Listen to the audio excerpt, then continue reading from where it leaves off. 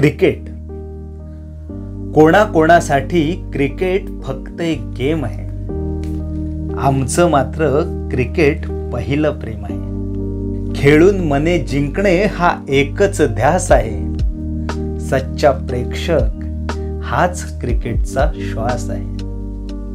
कधी हार, कधी जीत, कधी टाय आहे. खेळाहून रंगतदार कुठे काय आहे. फलंदाजी आणि गोलंदाजीचं वेड आहे. फलंदाजी आणि गोलंदाजीचं वेड आहे. या वेडाला अद्भुत फिल्डिंगची जोड आहे. आव्हानांना बेधडक भिडायची तयारी आहे. क्रिकेट दिल दोस्ती, क्रिकेट आपली यारी आहे.